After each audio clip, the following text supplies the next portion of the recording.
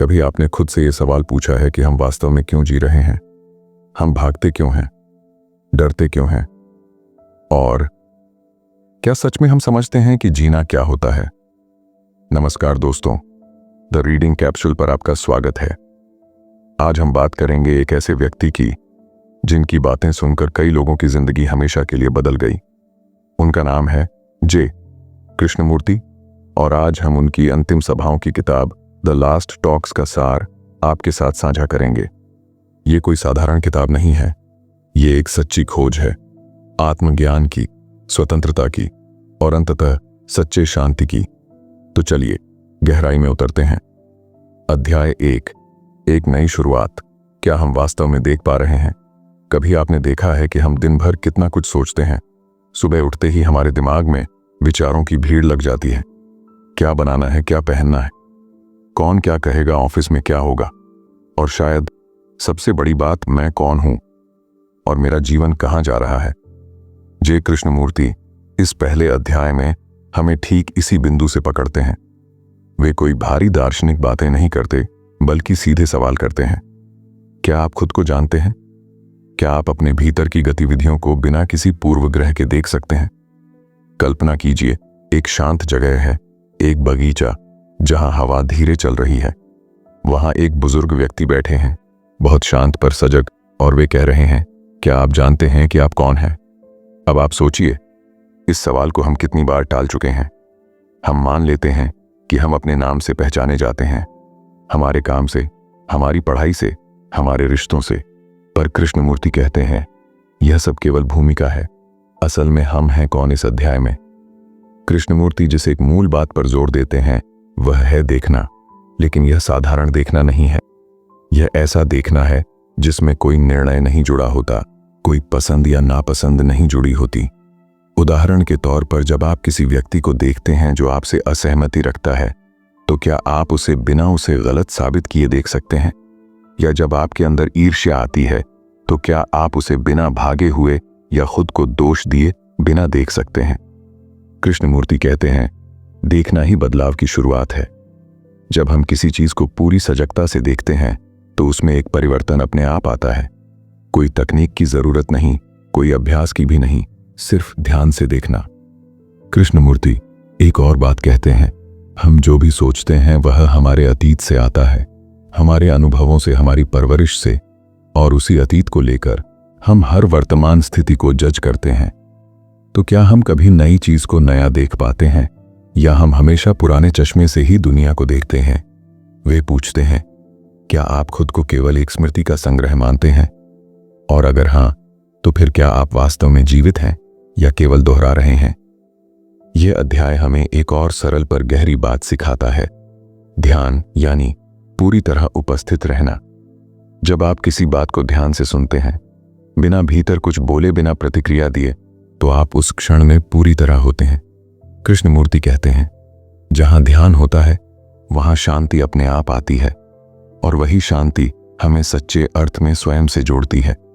इस अध्याय में एक और सुंदर विचार आता है, रिश्ते एक दर्पण है जिसमें हम खुद को देख सकते हैं। मतलब जब आप किसी से जुड़ते हैं तो आपके सारे डर, चाह, अपेक्षाएं, वो सब उजागर हो जाते हैं।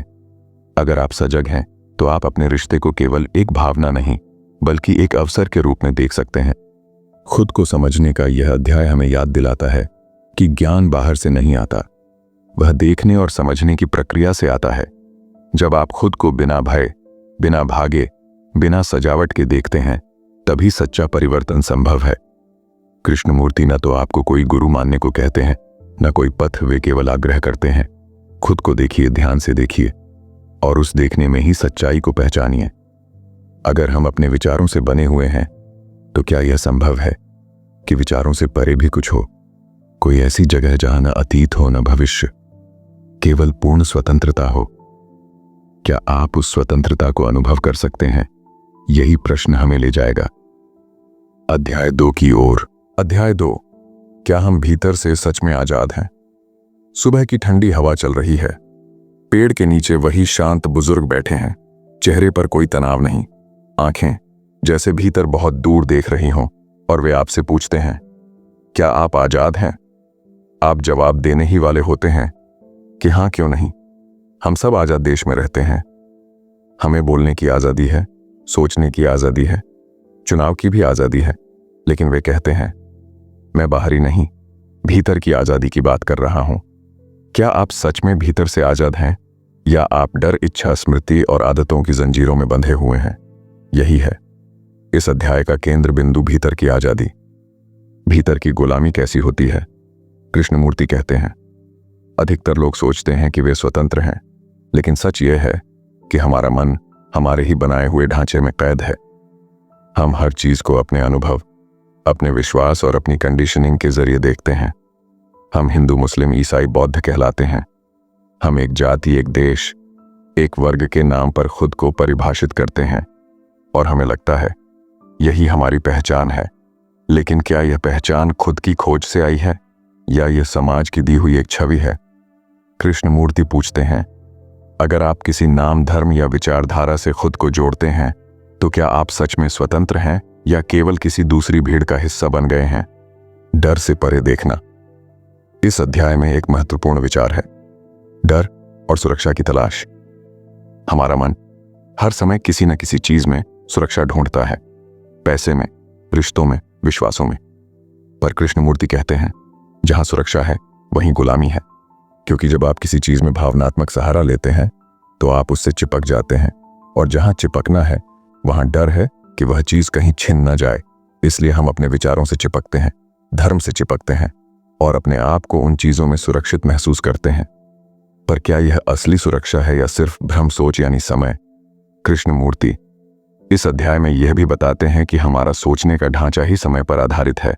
हम कहते हैं मैं कल बेहतर बनूंगा, मैं धीरे धीरे बदलूंगा, मुझे समय चाहिए। पर वे कहते हैं जहां समय है वहां परिवर्तन नहीं है, क्योंकि समय का विचार खुद ही पुराने अनुभव से आता है। और अगर हम पुराने के आधार पर बदलना चाहते हैं तो नया कभी नहीं जन्म ले सकता। क्या परिवर्तन अभी इसी क्षण संभव है? बिना किसी योजना के, बिना किसी अभ्यास के, सिर्फ देखकर, पूरी सजगता से। सच्ची आजादी क्या है? कृष्णमूर्ति की नजर में सच्ची आजादी वह स्थिति है जहां मन पूरी तरह शांत है, जहां वह न किसी चीज से बंधा है, न किसी चीज से भाग रहा है, न भविष्य की चाह है, न अतीत का बोझ। वे कहते हैं सच्ची आजादी तब आती है जब आप अपने भीतर की गतिविधियों को देखते हैं, बिना हस्तक्षेप के, बिना उन्हें बदलने की कोशिश किए, बस देखते हैं। देखना ही आजादी की शुरुआत है। रिश्तों में स्वतंत्रता। यह अध्याय यह भी पूछता है क्या हमारे संबंधों में आजादी है? अक्सर हम अपने रिश्तों में अधिकार ले आते हैं। तुम मेरे हो, मैं तुम्हारी हूं, तुम ऐसा क्यों करते हो, मुझे ये चाहिए। इससे रिश्ते बोझ बन जाते हैं। जहां प्रेम था वहां डर और अपेक्षा आ जाती है। कृष्णमूर्ति कहते हैं जहां अपेक्षा है वहां प्रेम नहीं है, जहां स्वतंत्रता है वहीं सच्चा संबंध है। इस अध्याय में कृष्णमूर्ति हमें एक बहुत साधारण पर गहरी बात समझाते हैं कि भीतर की आजादी कोई आदर्श नहीं, बल्कि एक जीवंत वास्तविकता है जो तभी मिलती है जब हम अपने मन के ढांचे को बिना डर के देख पाते हैं। विचार, डर, सुरक्षा, यादें, ये सब मिलकर एक मानसिक कैद बना देते हैं। और जब हम इन सब को पहचानते हैं तो पहली बार आजादी की हवा हमारे भीतर बहती है। अब एक सवाल जो हमें ले जाएगा अध्याय 3 की ओर। अगर हमारे सारे विचार अतीत से आते हैं तो क्या विचार कभी सच्चाई को जान सकते हैं, या क्या सच्चाई जानने के लिए सोच से परे कुछ और चाहिए? क्या आप वह जान सकते हैं जो शब्दों से नहीं कहा जा सकता? अगले अध्याय में हम इसी पर बात करेंगे। सत्य की खोज, क्या सोच से परे संभव है? अध्याय 3, क्या सोच कभी सच्चाई को जान सकती है? आप एक शांत जगह पर बैठे हैं। भीतर एक सवाल गूंज रहा है जो कृष्णमूर्ति ने पिछली बार पूछा था। क्या आप वह जान सकते हैं जो शब्दों से परे है? यह अध्याय उसी सवाल से शुरू होता है और धीरे धीरे एक बहुत गहरी बात की ओर ले जाता है। क्या सोच यानी थॉट सच्चाई को जान सकती है, या सच्चाई को जानने के लिए हमें सोच से परे जाना पड़ेगा? सोच क्या है? कृष्णमूर्ति इस अध्याय में सबसे पहले सोच की प्रकृति को समझाते हैं। वे कहते हैं सोच स्मृति से आती है, स्मृति अनुभव से आती है, और हर अनुभव अतीत का हिस्सा होता है। इसका मतलब हर सोच पुराने से निकलती है। पुरानी जानकारी, पुराने भाव, पुराना ज्ञान। अब सोचिए, अगर हमारा हर विचार पुराने से निकलता है तो क्या वह कुछ नया देख सकता है? क्या वह सच्चाई को बिना किसी विकृति के देख सकता है? कृष्णमूर्ति साफ कहते हैं, सोच सीमित है। कितनी भी तेज, कितनी भी तार्किक सोच हो, वह हमेशा सीमाओं में बंधी होगी, क्योंकि वह अतीत से जन्मी है। सोच और भ्रम। कई बार हम सोचते हैं कि अगर हम बहुत ज्यादा सोचेंगे तो सच्चाई तक पहुंच जाएंगे, लेकिन कृष्णमूर्ति चेतावनी देते हैं, ज्यादा सोच आपको भ्रम में डाल सकता है, क्योंकि आप बार बार वही बातों को दोहराते हैं, अपने ही बनाए हुए सवाल और जवाबों में उलझ जाते हैं। वे कहते हैं, जहां सोच है वहां अक्सर डर भी होता है, क्योंकि सोच भविष्य की कल्पना करता है और कल्पना से ही डर पैदा होता है। उदाहरण के लिए, अगर आप सोचते हैं कि आप अकेले रह जाएंगे, आप असफल हो जाएंगे, तो क्या वह सच है या केवल आपकी सोच की रचना? क्या सच्चाई जानने के लिए सोच से परे जाना जरूरी है?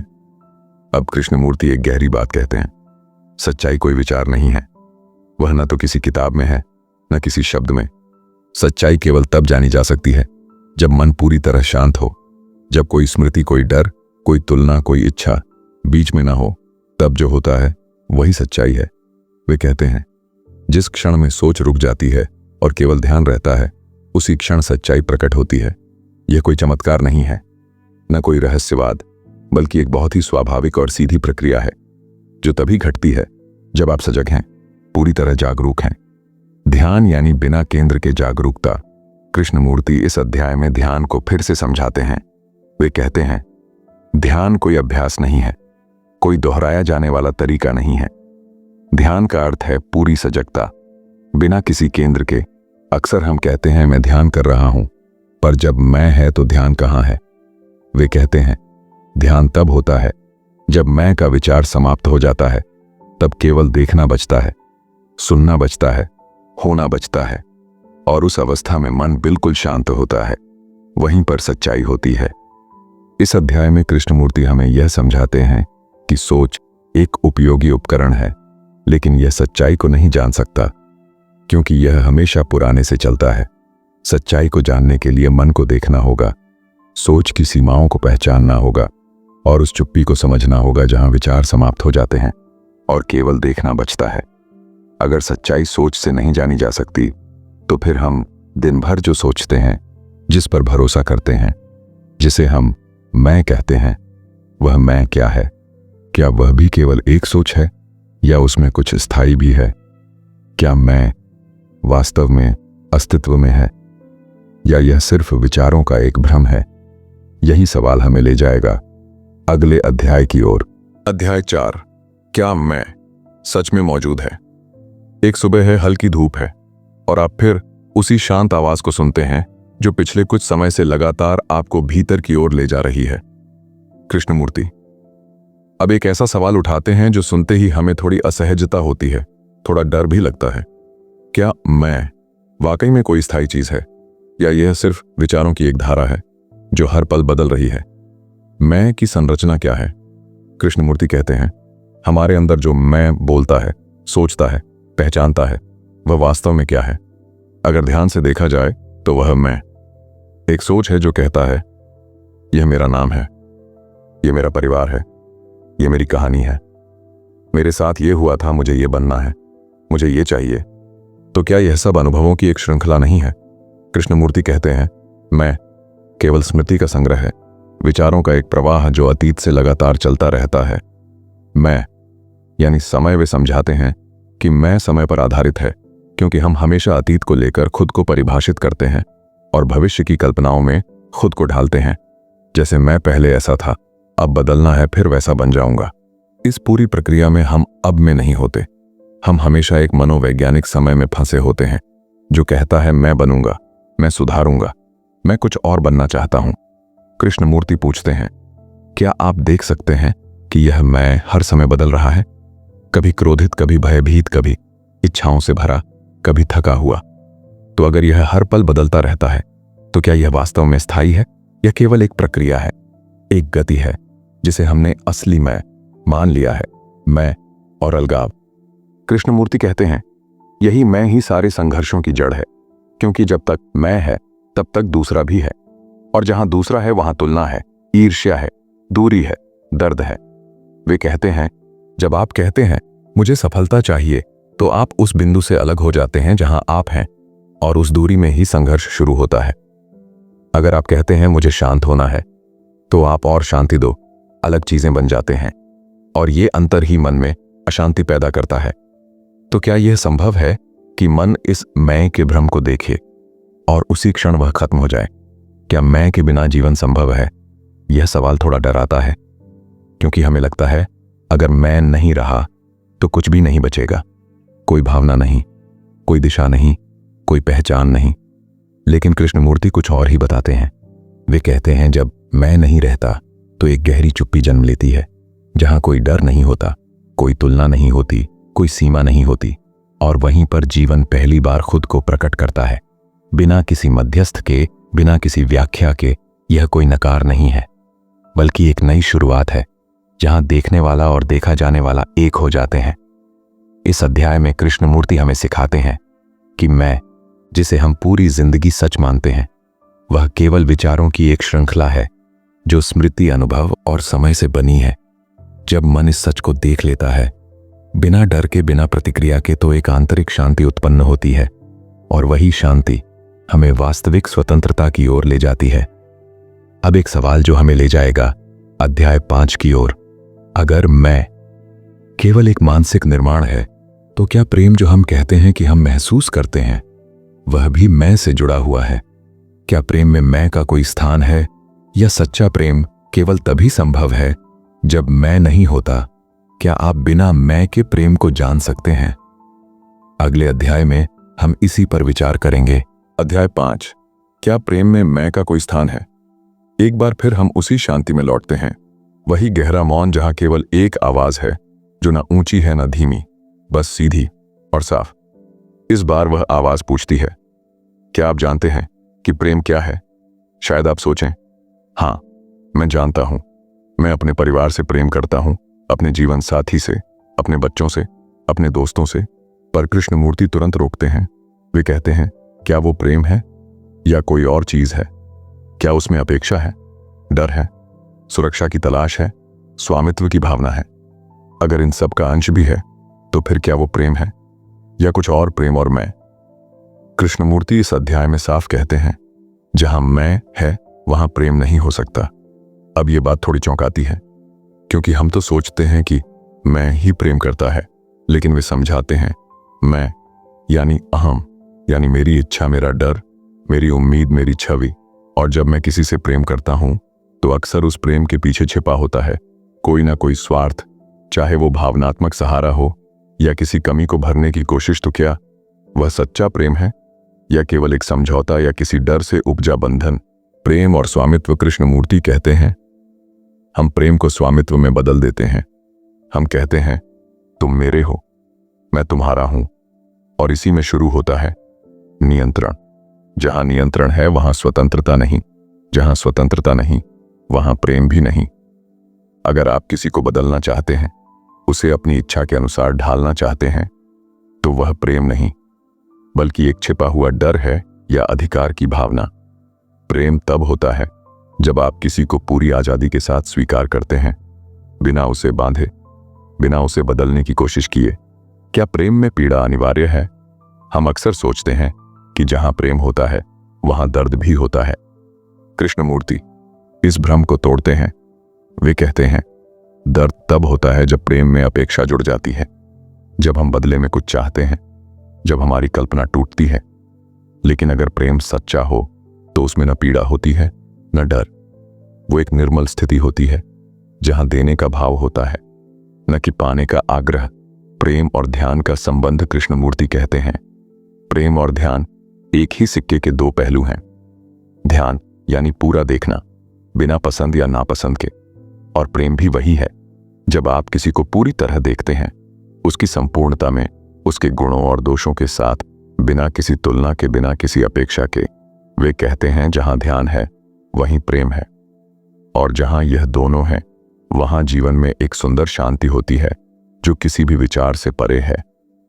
इस अध्याय में कृष्णमूर्ति हमें सिखाते हैं कि जो प्रेम हम अक्सर महसूस करते हैं वह कई बार मैं से उपजा होता है और उसमें स्वार्थ जुड़ा होता है, लेकिन सच्चा प्रेम तभी संभव है जब मैं समाप्त हो जाता है, जब अपेक्षा नहीं होती, जब आप दूसरे को पूरी स्वतंत्रता से स्वीकारते हैं। सच्चा प्रेम कोई भावना नहीं, बल्कि एक गहरी समझ है, एक मौन है जिसमें जुड़ाव है लेकिन बंधन नहीं, जहां अपनापन है लेकिन अधिकार नहीं। अगर प्रेम तभी संभव है जब मैं न रहे, तो फिर क्या ऐसा मन संभव है जो एकदम शांत हो, बिना किसी खंडन के, बिना किसी विचार के हस्तक्षेप के? क्या ऐसी मौन स्थिति में कुछ पवित्र उभर सकता है जिसे हम जीवन भर खोजते रहे हैं?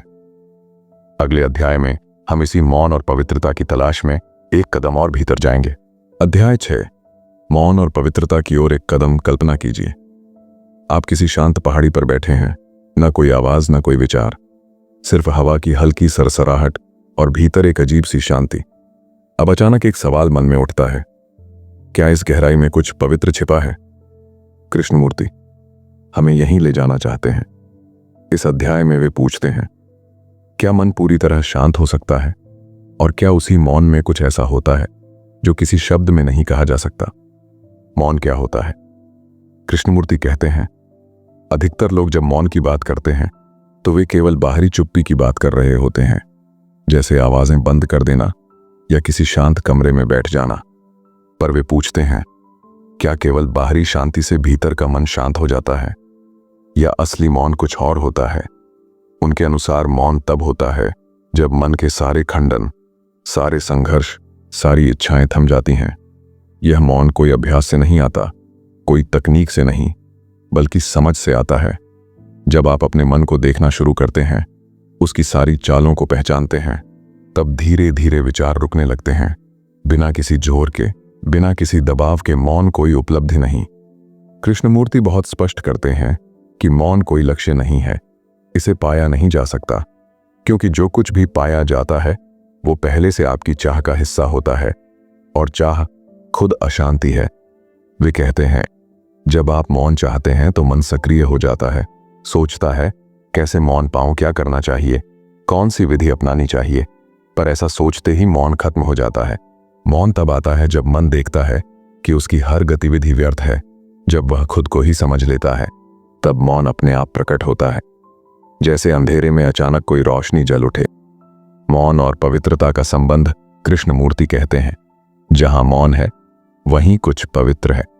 अब पवित्र शब्द सुनते ही हम अक्सर किसी मंदिर, मस्जिद, धार्मिक ग्रंथ या देवी देवता की कल्पना करने लगते हैं। पर वे कहते हैं, वह पवित्रता किसी संगठन, धर्म या परंपरा में नहीं है। वह तब प्रकट होती है जब मन एकदम खाली होता है, न अतीत, न भविष्य, न कोई लक्ष्य, न कोई अपेक्षा। एक गहराई, एक व्यापकता जिसमें मैं मौजूद नहीं होता, केवल अस्तित्व होता है। वह पवित्रता न देखी जा सकती है, न पकड़ी जा सकती है, वह केवल अनुभव की जा सकती है। लेकिन उस अनुभव में कोई अनुभव करने वाला नहीं होता, बस केवल मौन होता है, पूर्ण मौन, ध्यान। और यह पवित्र मौन, इस अध्याय में कृष्णमूर्ति ध्यान की एक नई व्याख्या देते हैं। वे कहते हैं, ध्यान वह रास्ता नहीं है जो किसी मंजिल तक ले जाए, बल्कि ध्यान स्वयं मंजिल है, जिसमें हर क्षण पूर्ण होता है। जब आप किसी पेड़ को देखते हैं, पत्तों की हरकत को बिना किसी लेबल के, बिना कहे कि यह नियम है या पीपल, तो वही ध्यान है। जब आप एक आवाज को पूरी तरह सुनते हैं, बिना अंदर कुछ बोले, तो वही ध्यान है। ध्यान वह स्थिति है जहां मन अपने सारे केंद्र छोड़ देता है और वही मौन में बदल जाता है। कृष्णमूर्ति हमें यह समझाते हैं कि सच्चा मौन तब आता है जब मन पूरी तरह सजग होकर खुद को देखता है, और उस देखने से विचार की सारी गति शांत हो जाती है। यह मौन ही वह आधार है जिसमें पवित्रता जन्म लेती है। न वह पवित्रता किसी संस्था से जुड़ी है, न किसी विश्वास से, वह केवल अनुभव में प्रकट होती है, और वह अनुभव भी किसी की मिल्कियत नहीं है। अगर पवित्रता मौन में प्रकट होती है, तो क्या यह मौन जीवन के हर क्षण में संभव है, या क्या यह केवल कुछ खास समयों तक सीमित है? और अगर यह जीवन का हिस्सा बन जाए, तो क्या हमारा पूरा अस्तित्व एक नई दिशा में बदल सकता है? अगले अध्याय में हम जानेंगे, ध्यानपूर्ण जीवन क्या होता है और क्या वह आधुनिक जीवन की भाग दौड़ में संभव है। अध्याय 7, ध्यानपूर्ण जीवन क्या होता है। अब तक हम गहराई से देख चुके हैं, मैं की प्रकृति प्रेम क्या है और मौन में पवित्रता कैसे प्रकट होती है। अब एक बहुत जरूरी और व्यावहारिक सवाल आता है, क्या यह ध्यानपूर्ण मौन, यह गहराई, यह शांति हमारे रोजमर्रा के जीवन में संभव है? क्योंकि किताबों में समझना एक बात है, लेकिन जब हम बाजार में हों, ऑफिस में हों, रिश्तों में उलझे हों, तो क्या उस मौन की झलक वहां भी रह सकती है? कृष्णमूर्ति इसी विषय पर बहुत साफ बात करते हैं और यही है इस अध्याय का केंद्र। ध्यान कोई क्रिया नहीं है जो समय मांगती हो। कृष्णमूर्ति सबसे पहले एक बहुत आम भ्रांति तोड़ते हैं। हम सोचते हैं कि ध्यान कोई एक समय की क्रिया है, जैसे सुबह उठकर आधा घंटा बैठ जाना या किसी खास मुद्रा में आंखें बंद करके अभ्यास करना। लेकिन वे कहते हैं ध्यान कोई सीमित गतिविधि नहीं है, बल्कि यह एक जीने का ढंग है जिसमें मन हर क्षण जागरूक होता है। ध्यान का अर्थ है हर चीज को पूरी तरह देखना, सुनना और महसूस करना, बिना किसी पूर्वाग्रह के, बिना यह कहे कि यह अच्छा है या बुरा है। जब आप किसी को सुनते हैं तो क्या आप सच में सुनते हैं, या मन पहले से ही जवाब गढ़ने लगता है, सोचने लगता है कि क्या कहना है, क्या सोचना है? कृष्णमूर्ति कहते हैं ध्यान का अर्थ है हर क्षण पूरी तरह उपस्थित होना, और यही सच्चा ध्यानपूर्ण जीवन है। ध्यान और संबंध रोजमर्रा के जीवन में सबसे बड़ा हिस्सा है। हमारे रिश्ते, चाहे वो परिवार हो, दोस्त हो, सहकर्मी हो, कृष्णमूर्ति कहते हैं अगर ध्यान हमारे संबंधों में नहीं है तो वो ध्यान अधूरा है। जब आप अपने जीवन साथी से बात करते हैं, क्या आप वाकई सुनते हैं या पुराने अनुभवों, झगड़ों और छवियों के आधार पर प्रतिक्रिया देते हैं?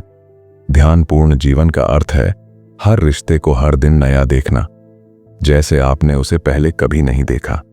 यह तभी संभव है जब आप अपनी स्मृतियों को बीच में न आने दें और दूसरे को बिना पिछले बोझ के देख सकें।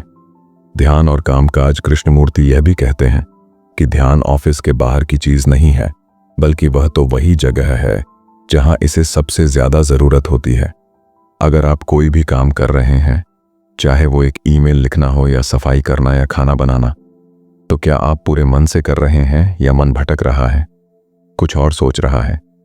ध्यान का मतलब है हर कार्य को पूरी सजगता के साथ करना, ना तो ऊब के साथ, ना जल्दबाजी में, बल्कि पूर्ण ध्यान के साथ। इससे न केवल कार्य की गुणवत्ता बदलती है, बल्कि जीवन में एक सहजता आती है जो शब्दों में नहीं बताई जा सकती। ध्यान और अंतःकरण की गहराई। कृष्णमूर्ति कहते हैं जब ध्यान केवल बैठने या सांस देखने तक सीमित नहीं होता, बल्कि जीवन के हर हिस्से में बहने लगता है, तब मन में गहराई आती है। ये गहराई आपको न किसी गुरु की जरूरत देती है, न किसी पद्धति की। यह आपकी अपनी देखना, जानना, समझना की प्रक्रिया है जो धीरे धीरे उस आंतरिक मौन तक ले जाती है जहां से सच्चा प्रेम, सच्ची करुणा और वास्तविक बुद्धि निकलती है। इस अध्याय में कृष्णमूर्ति हमें बताते हैं कि ध्यान केवल किसी कोने में बैठकर किया जाने वाला अभ्यास नहीं है, बल्कि यह एक जीवित अनुभव है जो हर पल में, हर क्रिया में, हर संबंध में होना चाहिए। ध्यानपूर्ण जीवन का अर्थ है पूरी तरह जागरूक होकर जीना, बिना विचारों के हस्तक्षेप के, बिना स्मृतियों की दीवार के, बिना स्वार्थ की धुंध के। जब ध्यान जीवन बन जाता है, तब एक ऐसी स्पष्टता जन्म लेती है जिससे हम चीजों को जैसे हैं वैसे देख पाते हैं, और यही देखना वास्तव में परिवर्तन लाता है। बिना किसी संघर्ष के, बिना किसी जबरदस्ती के। तो दोस्त, आखिर में बात बस इतनी सी है, जिंदगी बाहर नहीं, भीतर से बदलती है। चाहे वो ध्यान की बात हो, रिश्तों की समझ या खुद को देखने की ईमानदारी। असल बदलाव तब आता है जब हम खुद से सच बोलना शुरू करते हैं, बिना भागे, बिना छुपे। अगर इस वीडियो ने आपके भीतर कहीं कुछ हलचल की है, कोई सवाल खड़ा किया है या सिर्फ एक पल का ठहराव दिया है, तो उसी से शुरुआत करें। बस आज थोड़ा रुकें, थोड़ा खुद को देखें, जैसे आप किसी करीबी को देखना चाहें, प्यार से, बिना जजमेंट के। अगर आपको लगा कि ये बातें आपके दिल तक पहुंची, तो इस सफर को साथ चलिए। आप चाहें तो चैनल को सब्सक्राइब कर सकते हैं या इस वीडियो को किसी ऐसे इंसान तक पहुंचा सकते हैं जो इस वक्त अपने भीतर सुनने को तैयार है, क्योंकि आखिर में हम सब सीख रहे हैं, बदल रहे हैं और थोड़ा थोड़ा बेहतर बन रहे हैं। साथ चलना थोड़ा आसान होता है। आपका बहुत बहुत धन्यवाद। ख्याल रखिए। और खुद से जुड़े रहिए।